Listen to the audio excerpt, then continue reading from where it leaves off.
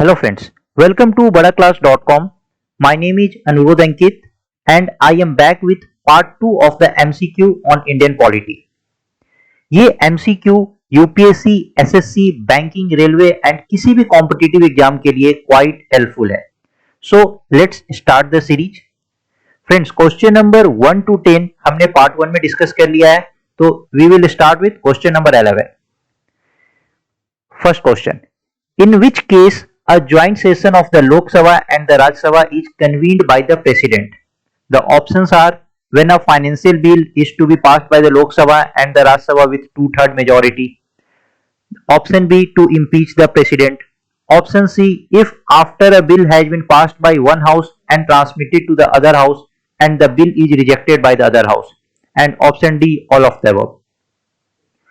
तो बताइए क्या होगा इसका आंसर. सी, जब ज्वाइंट सेशन का बात होता है ना, तो there is a deadlock. Deadlock create होता है एंड ये जो डेडलॉक है ये क्रिएट होता कब है? ये जो डेडलॉक है ये क्रिएट कब होता है? तो जब किसी एक हाउस ने कोई बिल पास किया और दूसरे हाउस को ट्रांसफर किया और दूसरा हाउस उस बिल को रिजेक्ट कर देता है, तब ये डेडलॉक का सिचुएशन क्रिएट होता है, तब ये डेडलॉक का सिचुएशन अराइज होता है. अंडर दैट सिनेरियो जो प्रेसिडेंट ऑफ इंडिया होते हैं वो एक ज्वाइंट सेशन को कॉल करते हैं. तो if after a bill has been passed by one house and transmitted to the other house and the bill is rejected by the other house, then this is the scenario when a deadlock is being created. तो इसका correct answer क्या हो गया? Option number C. Okay, the next question. 44th Amendment of the Constitution speaks of. The options are right to property as no longer a fundamental right, suspension of individual liberty during emergency, barring the court from interfering in the disputes regarding the election of the Prime Minister, and the last option, giving more importance to directive principles over fundamental rights. तो बताइए correct answer क्या हो गया? देखिए, 44th amendment act पे बहुत बार UPSC, SSC और बहुत सारे एग्जाम्स में क्वेश्चंस पूछे गए हैं. 44th अमेंडमेंट एक्ट में क्या हुआ था? जो राइट टू प्रॉपर्टी था, इनिशियली ये हमारा फंडामेंटल राइट था, right to property. But 44th amendment act के बाद इस राइट टू प्रॉपर्टी को as a fundamental right remove कर दिया गया था. Now it is our constitutional right और you can say it as a legal right. तो जो ओरिजिनल कॉन्स्टिट्यूशन में हमारा राइट टू प्रॉपर्टी था, that was under 19 clause 1 sub clause F and under article 31. So after 44th amendment act इस articles को delete कर दिया गया. These articles got deleted. तो इसका करेक्ट आंसर क्या हो जाएगा? Right to property as no longer a fundamental right. तो अब राइट टू प्रॉपर्टी हमारा क्या है? तो राइट टू प्रॉपर्टी हमारा लीगल राइट है. Okay, the next question. Question number 13. What is the maximum period during which parliament may not meet? तो देखिए, पार्लियामेंट का जो सेशन होता है ना, साल में एक 1 ईयर में पार्लियामेंट का 3 सेशंस होता है, budget, monsoon and winter session. But किसी भी 2 सेशन के बीच में 6 मंथ से ज्यादा का गैप नहीं हो सकता है. तो पूछ रहा है ना maximum period of the gap, तो मैक्सिमम पीरियड क्या हो जाएगा? 6 मंथ. तो option A is the correct answer, 6 month. The next question. Panchayati Raj system was introduced in the year. किस साल पंचायती राज सिस्टम का इंट्रोडक्शन हुआ था? 1948 में, 1959 में, 1951 में, 1952 में. Tell me the correct answer. तो जो पंचायती राज सिस्टम का जो इनॉग्रेशन हुआ था, ये किसके द्वारा हुआ था? पंडित जवाहरलाल नेहरू के द्वारा. और डेट क्या था? तो ऑन 2 अक्टूबर 1959. कहां पे हुआ था? तो इन नागौर डिस्ट्रिक्ट ऑफ राजस्थान. तो इसका करेक्ट आंसर क्या होगा? 1959. चलिए कुछ और इंफॉर्मेशन देखते हैं पंचायती राज सिस्टम से रिलेटेड. देखिए, पंचायती राज सिस्टम से रिलेटेड बहुत सारे कमिटी को फ्रेम किया गया था और कुछ इंपॉर्टेंट कमिटी हम लोग देखते हैं. The first committee is Balwant Rai Mehta committee, Rai Mehta committee. The second one is Ashok Mehta committee, Ashok Mehta committee. The third one is GVK Rao committee, and the fourth one is LM Singhvi committee. एक बार question भी आया हुआ है paper में कि who is known as the father of Panchayati Raj, तो correct answer क्या होगा? बलवंत राय. बलवंत राय को ही फादर ऑफ पंचायती राज कहा जाता है. ठीक है, तो चलिए इसका करेक्ट आंसर तो 1959 हम लोग को देख लिया. किसने इनॉग्रेट किया था? तो पंडित जवाहरलाल नेहरू ने on 2 October 1959. So let us move to the next question. The dispute regarding the election of the Prime Minister and the President of India can be decided by Option A, High Court, Option B, Election Tribunal, Option C, Chief Election Commissioner, and Option D, none of the above. तो देखिए इस question को बहुत लोग गलत कर लेते हैं.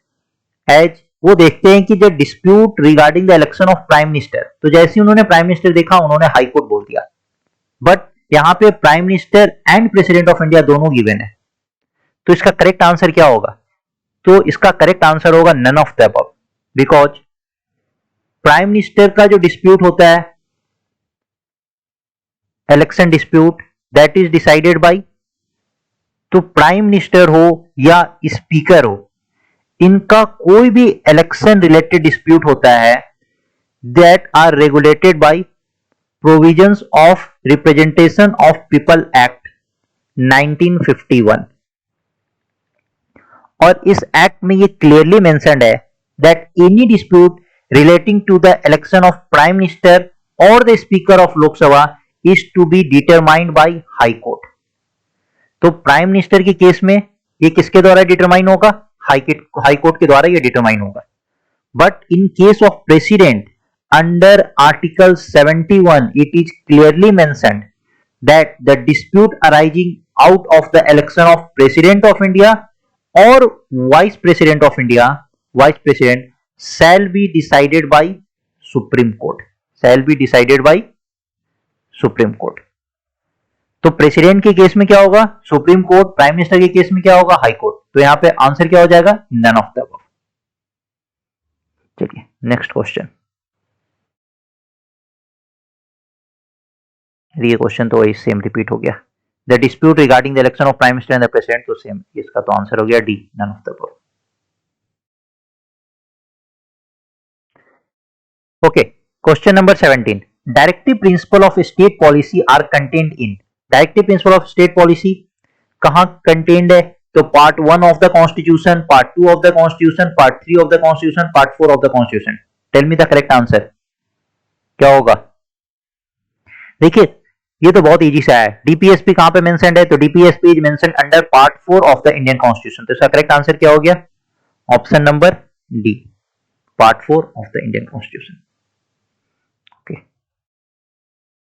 From article 36 to article 51. याद रखिएगा इसको भी.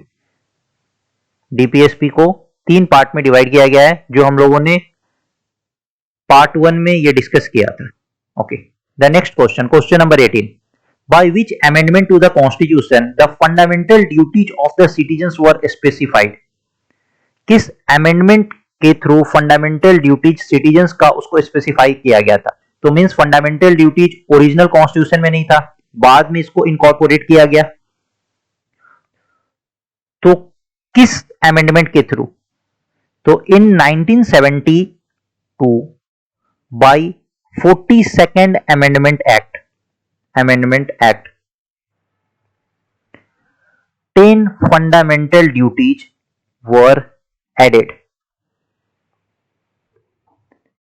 And then in 2002, then later on 2002 में एक और फंडामेंटल ड्यूटीज ऐड किया गया था. तो at present how many fundamental duties are there? तो at present there are 11 fundamental duties. In 42nd amendment act के थ्रू 10 फंडामेंटल ड्यूटीज था. ओह सॉरी, मैंने ये 1972 लिख दिया. इट इज 1976, बाय मिस्टेक लिख दिया. सो 1976 42nd अमेंडमेंट एक्ट के थ्रू 10 फंडामेंटल ड्यूटीज को ऐड किया गया था and later on in 2002 one more fundamental duties were added. और ये किसके रिकमेंडेशंस पे बनाया गया था? तो these fundamental duties were made on the recommendation by Swaran Singh committee. तो याद रखिएगा इस चीज को भी, ये भी एग्जाम में क्वेश्चन पूछा जा सकता है, स्वर्ण सिंह कमिटी। तो करेक्ट आंसर क्या हो गया? 42nd Amendment Act of 1976. Okay, let us move to the next question. President of India is elected by. तो प्रेसिडेंट ऑफ इंडिया किसके द्वारा इलेक्ट किए जाते हैं? तो elected representatives of Lok Sabha, Rajya Sabha. Elected representatives बोलने का क्या मतलब है? Not nominated, not nominated. And state legislative assembly including the elected representatives of Delhi and Puducherry, Delhi and Puducherry। अभी डिस्कशन चल रहा है whether Jammu and Kashmir should be included under this or not, but अभी तक कोई भी फाइनल डिसीजन नहीं आया है। तो एट प्रेजेंट JNK के जो इलेक्टेड रिप्रेजेंटेटिव्स हैं वो प्रेसिडेंट ऑफ इंडिया के इलेक्शन में पार्टिसिपेट नहीं करेंगे। लेटर ऑन अमेंडमेंट होगा, क्या होगा? That is not known till date. ठीक है, तो इसका करेक्ट आंसर क्या हो जाएगा? Elected representatives of Lok Sabha, Rajya Sabha and the state legislative assembly including elected representatives of Delhi and Puducherry. तो correct answer C. Now the next last question. The concept of welfare state is included in the constitution of India in option A preamble, option B fundamental rights, option C fourth schedule and option D directive principle of state policy. तो welfare state, concept of welfare state, so concept of welfare state is included in DPSP, that is directive principle of state policy. ऐसा कहा जाता है कि DPSP along with the fundamental right contains the philosophy of the constitution, contains the philosophy of the constitution and it is the soul of the constitution। जो DPSP है इसको कहां से बोरो किया गया है? तो इसको आयरिश कॉन्स्टिट्यूशन से बोरो किया गया है। और आयरिश कॉन्स्टिट्यूशन में ये DPSP कहां से आया था? तो आयरिश कॉन्स्टिट्यूशन ने स्पेनिश कॉन्स्टिट्यूशन से इसको कॉपी किया था, स्पेनिश कॉन्स्टिट्यूशन से इसे कॉपी किया गया था। तो अगर एग्जाम में आता है कि DPSP is in borrowed form, तो इसका करेक्ट आंसर क्या होगा? Irish constitution. The correct answer is D. Welfare state कहां मेंशन्ड है? Directive principle of state policy. So thank you friends, that's all for today. Hope you enjoyed today's lesson. So stay tuned for next part. And अगर आप लोगों को इसकी PDF चाहिए तो इसका PDF डिस्क्रिप्शन में लिंक मेंशन्ड है, वहां से आप टेलीग्राम चैनल हमारा ज्वाइन कर सकते हैं और वहां पे आपको इसका PDF मिल जाएगा। So do join our Telegram channel, वहां पे आपको डेली बेसिस पे MCQ वगैरह भी प्रोवाइड किया जाएगा। So okay, thank you, that's all for today.